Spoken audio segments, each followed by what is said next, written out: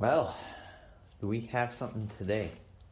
Today, well, we're going to be starting on patching together lift kit for the Comanche. So, I built my first Cherokee a few years back.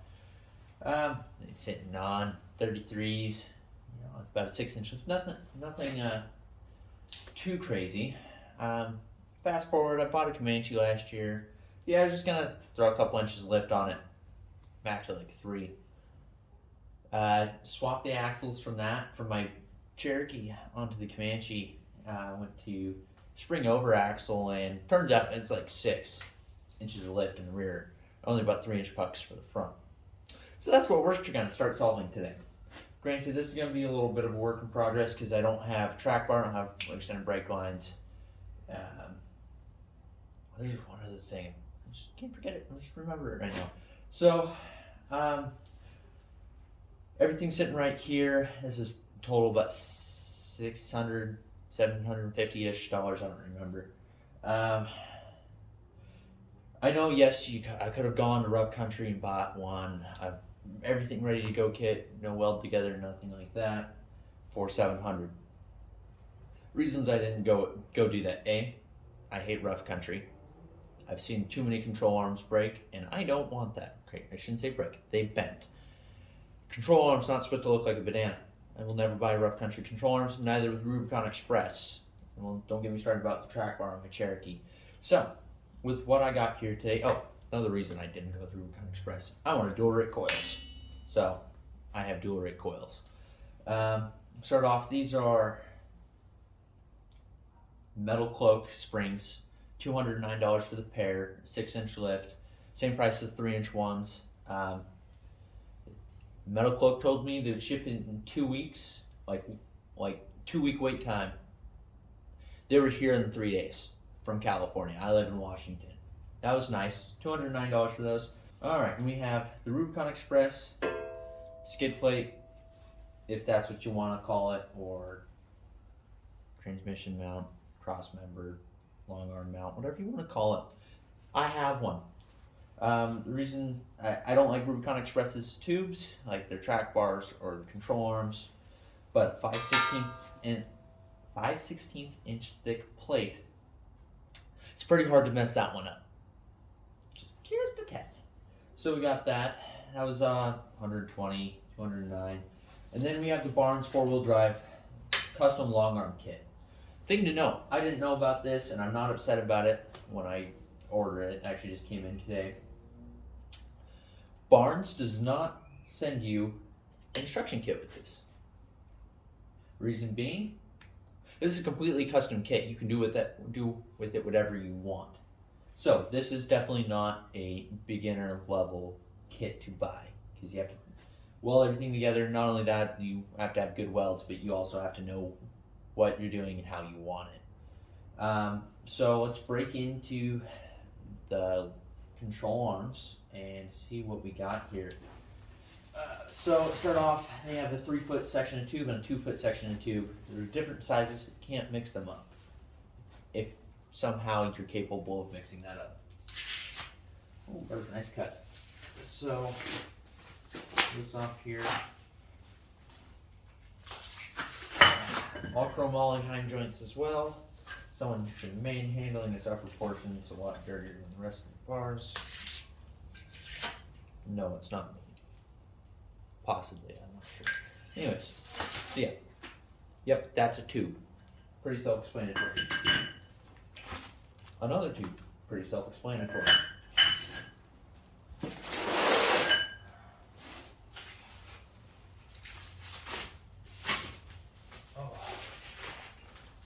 This is the Heim joint that goes on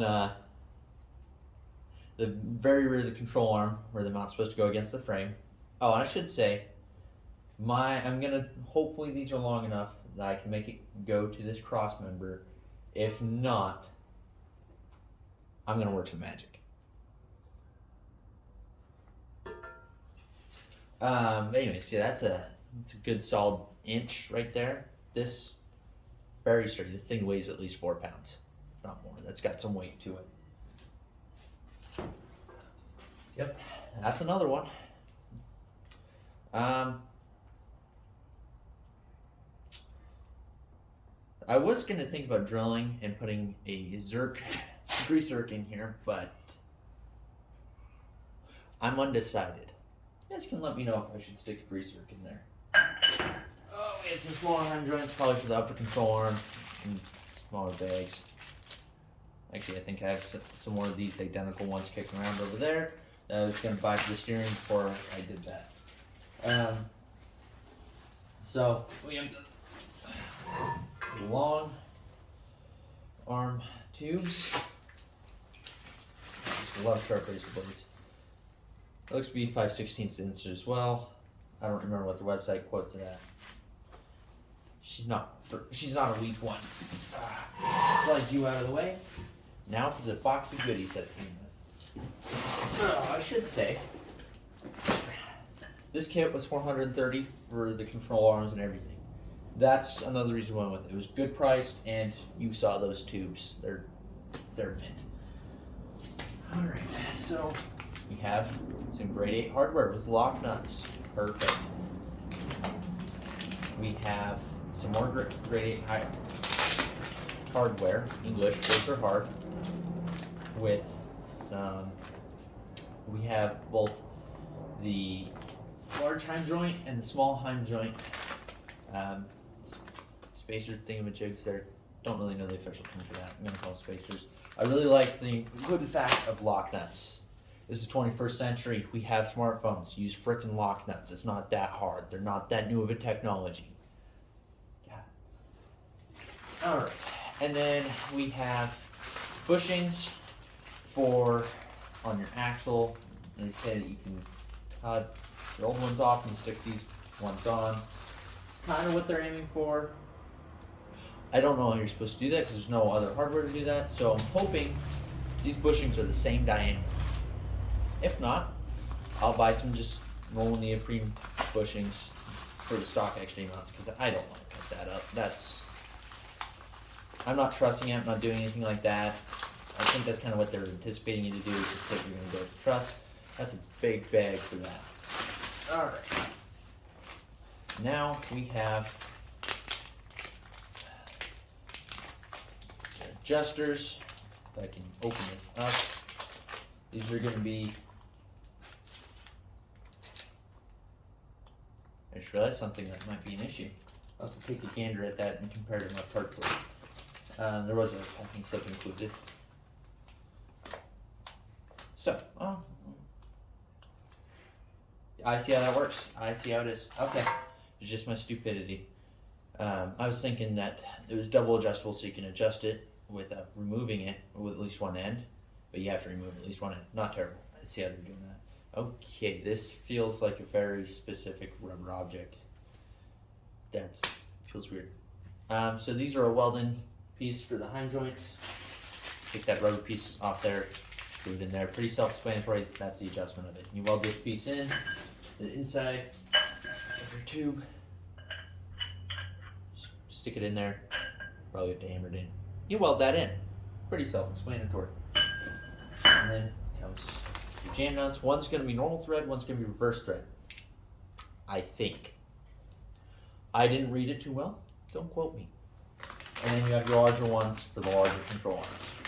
Pretty self-explanatory. Now, here comes the bracketry. Okay. In here, if I can, God, how much saran wrap do you got to freaking use, yo? That's alright. Came very well packaged. Oh, that's another thing? No, it's not. I think I know what they're doing about those bushings, how they make them fit the stock control arms. I just realized. Because these, right here, are the end of the front upper control arms that go inside.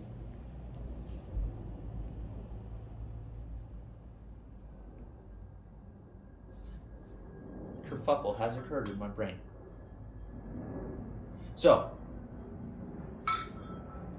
either these go on the bottom or they go on the top. There's not two sets of bushings in there. Keep that in mind. So wherever that goes is wherever that goes. We'll find that one out later in a different video. This is just packaging, maybe a little bit of welding. End of the brackets for the upper control arms. That's why I think that those are the lower control arm bushings, and this just is going to slide over the upper mount on the axle, and I believe it's just going to use the stock bolt. Possibly. I'm not sure. I'm not a wizard, Harry.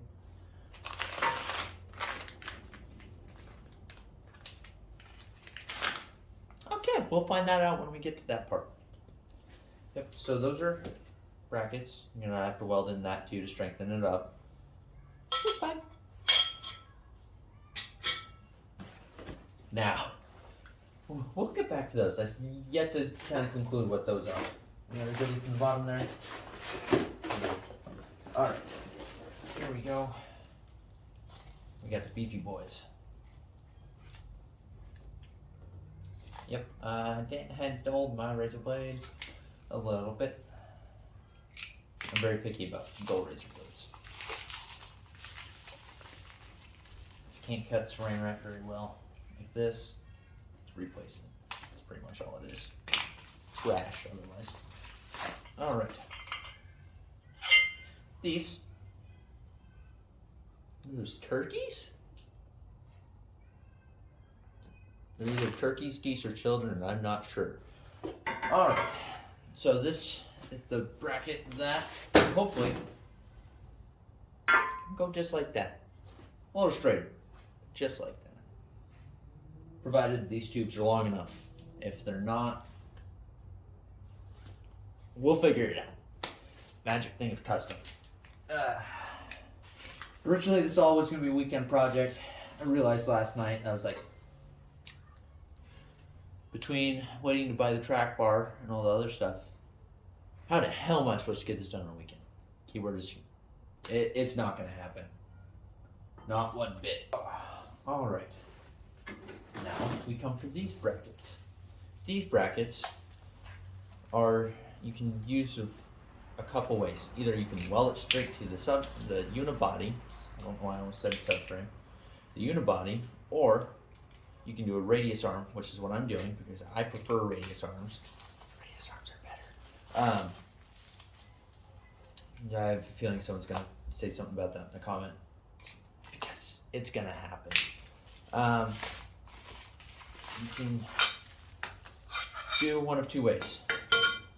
For the radius arms, come here. I guess both of them wanted to come. I only wanted one. They're notched. You can go right on there if you want radius arms. You don't want radius arms? Bam. That's going to go to your frame.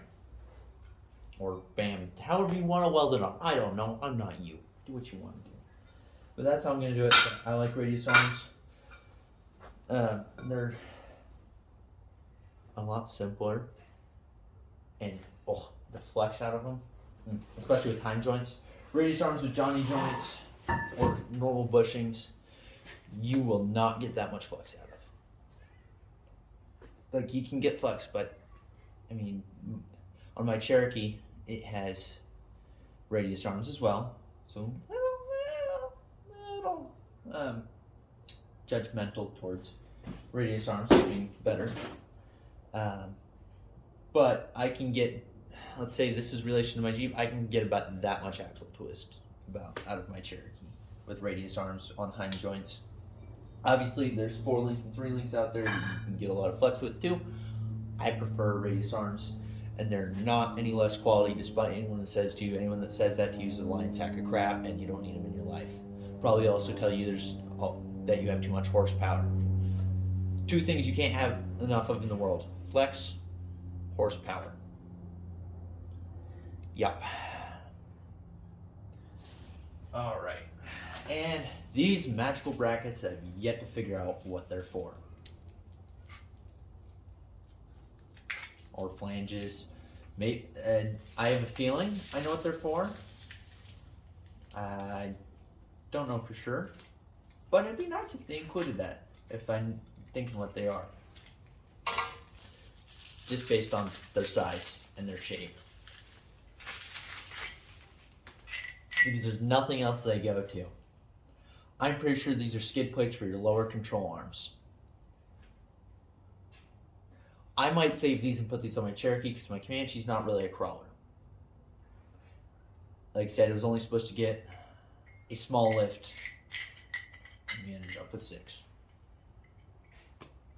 I swear it meant to be small. Now, we're going to go cut. We're going to go take a look at the Comanche. Show you it's raked in the front a little bit because of that. Because I only put 3 inches in the front because I thought the axle would only move it 3 inches. It moved the rear 6, front, like I said, has 3-inch pucks. We're going to go measure it and see if I wasted money buying 6-inch coils or if I should have bought 5. Alright, and here's the Comanche. Don't mind the neighbors or the children. So, we'll see how much we have in the front right here. Off the knob, we have 6.5 inches on the dot. Come back here, the knob. Ooh, that's 10.5. I really should have measured that. That's alright. Instead of returning those coils. Okay, so I should have measured that. I didn't. Cool. Oh yeah, I need to paint those. Yep. So a little backstory on this Comanche. This was a $500 Comanche. It ran. It drove. It still drives. Still runs. $500. A little rough. Couple dents here. A couple dents there. You can see a little bit of rust going through. Rhino lined. $500. Had the 4-liter. It's automatic. 4-wheel drive. It's an 88 and it was a Pioneer. And granted, in those years, Pioneers weren't anything special. There's pretty normal trim level. It had the stock bumper on it. Obviously no lift, no canopy. Paid $500 for it. Drove it home 2 hours. The only thing mechanically that I've needed to really replace was the flex plate. If you know what I'm talking about, you know what I'm talking about. There's some other shenanigans that I didn't really pay attention to when I did that. Anyways, this bumper came off a Wrangler. Paid $50 for it. Paint's not the best, and it's, well, you see it doesn't fit the best either because it's Wrangler bumper. Spent $20 on brackets that welded myself, like I'm going to do with this. I made those a year ago. Never painted them, never cleaned them. Probably should do that soon. But 1/4 inch, paid $20 for the steel. Spent the night, cut it up, welded it together. Strong as can be. Don't mind this random gusset. I was trying something and it didn't work out for the other side. So, yeah.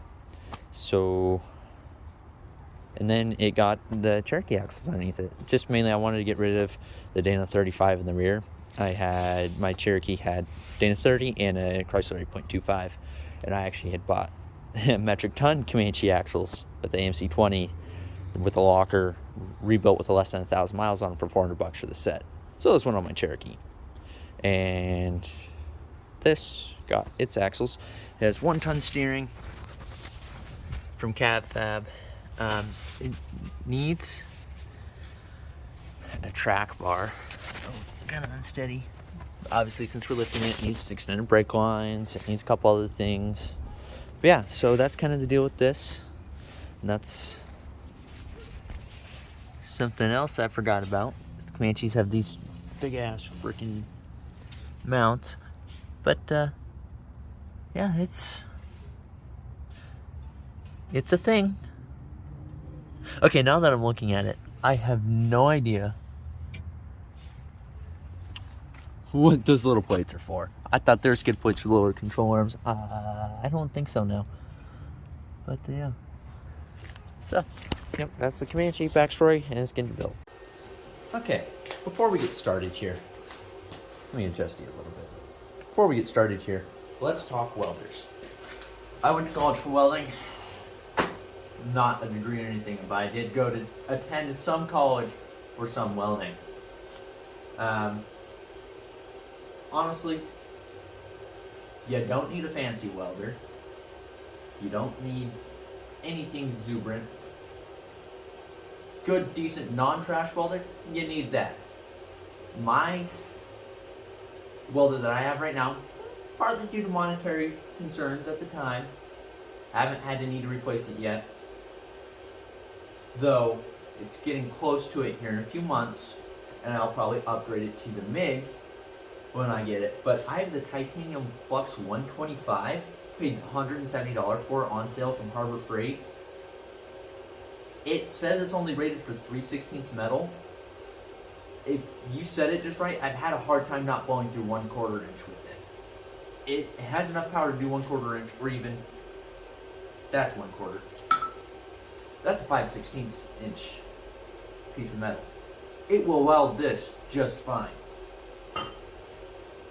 Quote unquote, not rated for it. Another thing about welding, they don't need to be perfect. Yes, the nicer your welds look, the stronger your weld's going to be. For the most part. That's mainly about porosity and occlusions and stuff like that. The main thing you need to know about welding, to an extent, there's an extent for everything. If it's got good penetration and good fill, that's all that matters. It can look like chicken shit. As long as it's got the penetration and the fill, that's all you need. Anyone that tells you otherwise isn't a very good welder. Okay, wise. They may be a good welder, they don't know what they're talking about. Alright, now that I'm done with that tirade. Oh, another thing about welder. Flux 125. I've used Harbor Freight's wire, it's not terrible. This is, it might be cheaper, I'm not sure. This is $13. This Blue Demon comes with a sticker, makes you feel special. Amazon, $13. I love this stuff. Stuff works great.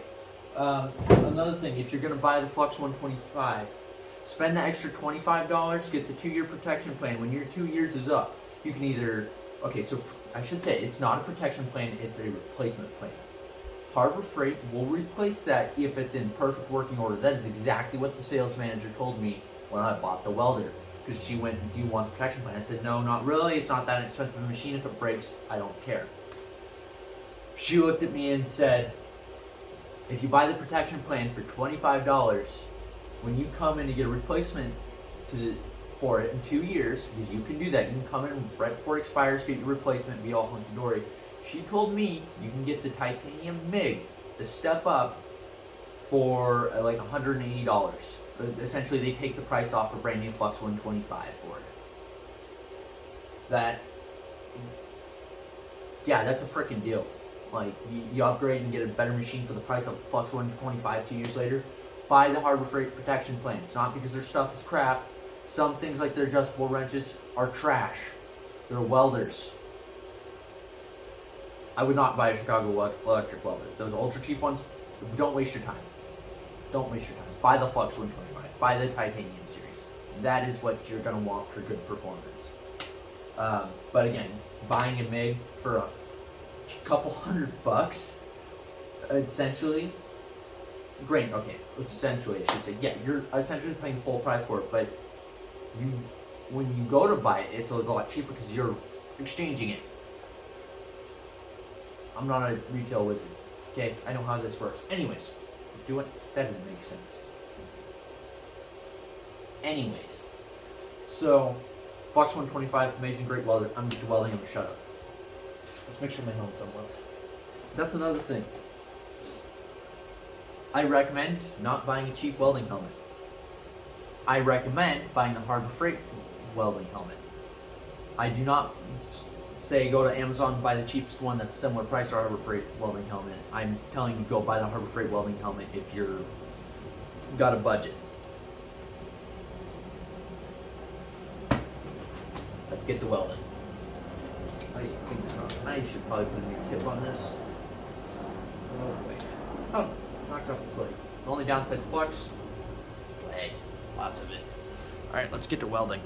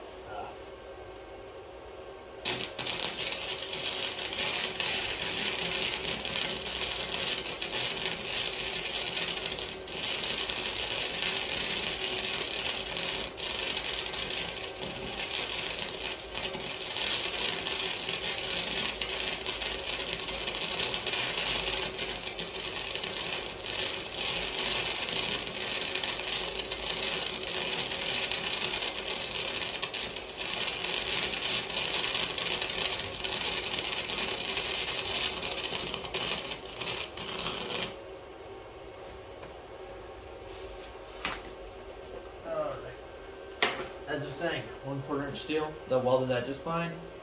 Good penetration all the way to the back. It's starting to bust through a little bit. It's a good heat zone. Going back to welding. I thought of it while I was welding and it's escaped me now. But Harbor Freight Flux 125 does better than advertised. You can see that my ending wasn't the best there. But I mean, it will do just fine. Like I said, you see the back, it's got fill all the way to the edge of it, just what you're wanting. And it's good heat zones. I don't drop that on the cord because I don't do that. Very good heat zones, very good penetration. Very good top and bottom penetration. Another thing I do like about that Blue Demon wire is flux core is going to have a lot of slag. It's flux. It's another thing. I'll get to that in a second. It's flux core. Yeah, it's going to have slag. So Blue Demon has a lot less than Harbor Freight's though, from my use case. But find what you like, use it. I'm just trying to let you know what I like. Another thing, someone tells you flux core is a weak weld. Full crap. Flux core welding is just fine. Because flux core welding is identical to stick welding, just in a different shape. It's the same freaking thing, just with a MIG gun without gas attached to it. It's 21st century. Stop buying stick welders. Buy a freaking words. You can buy a stick welder if you want. But flux core welders are just as good. I'm not saying that it's just good. No, like seriously, you go actually talk to someone, a professional welder that uses a flux core welder, they'll tell you it's just fine. Because it is. But on another note, there's that weld. Little steppy at front, you had to saw me pause, I was at a wrong angle. Not good. Let's weld the other side.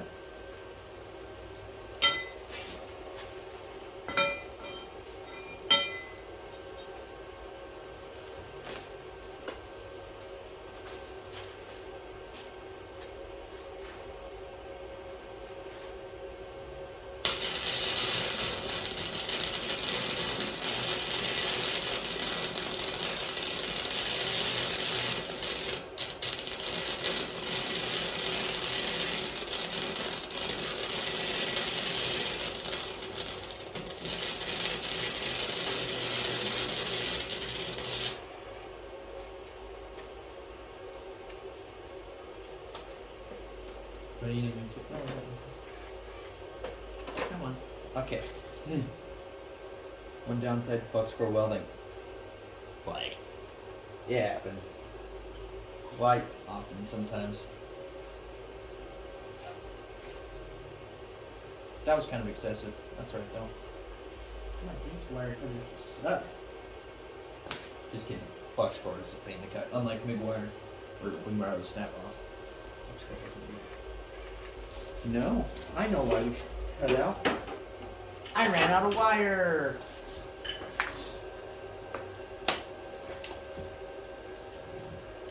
I'll be back in just a minute.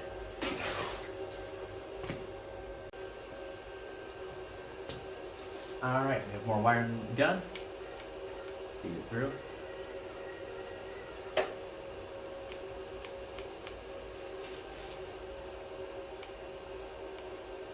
Apparently that's not happy. Might need a new tip too.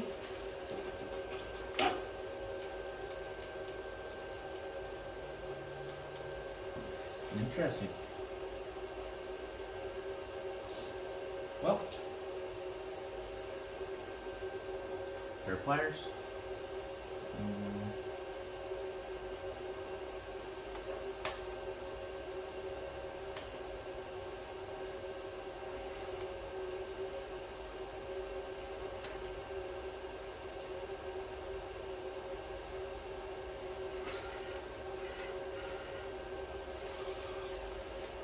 Okay. Good thing to know. That was the first time I had actually tried to do that. What I was doing was seeing if I could run that wire out so I didn't have to waste it. No, it will bind up. You can't run the wire out unless it's probably up higher for the waste. So I'm just gonna feed it through.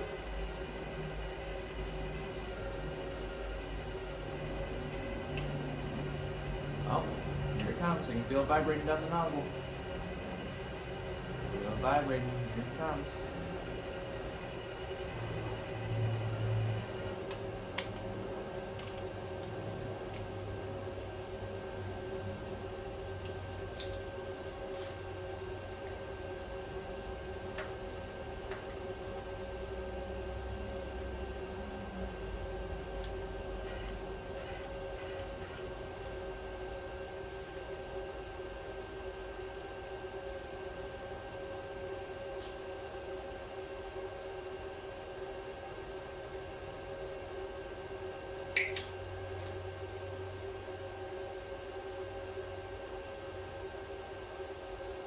I don't remember what my tips are.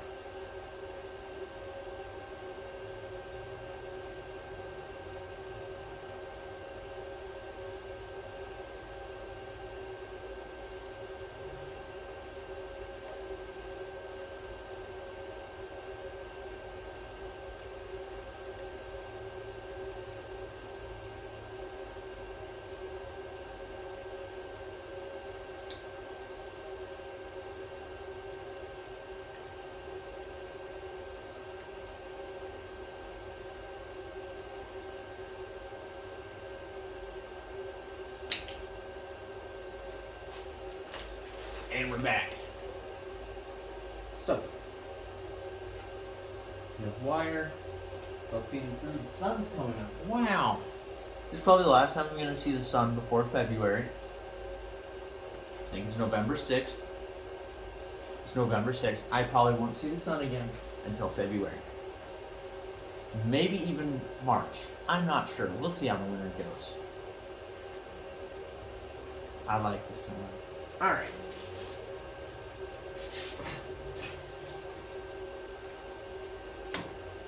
Where the high quality chipping hammer right here.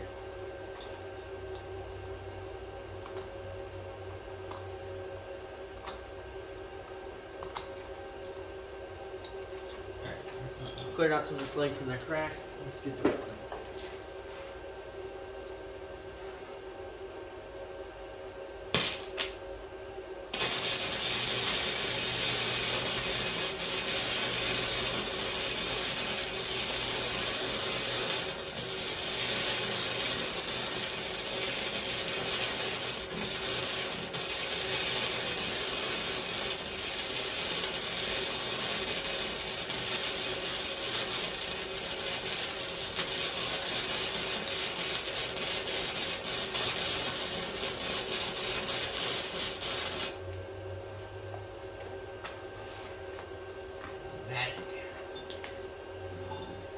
Now, I will find a brush and I'll clean those up and I'll show you guys.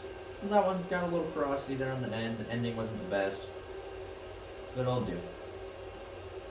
That will. Alright, we're back from cleaning that up. Not the best. I don't have a wire wheel. I do for a drill, but so this side, very much better weld. I need to get some better lights, or just some scene lighting. Very nice weld. A little on the wide side, not terrible. Decent weld. It is what it is. Could have been better. Just fine. Both very good heat penetration and heat spread. Poking through. Very strong. That is stout. I just thought I was going to break my floor for a second. Alright, on to the next one.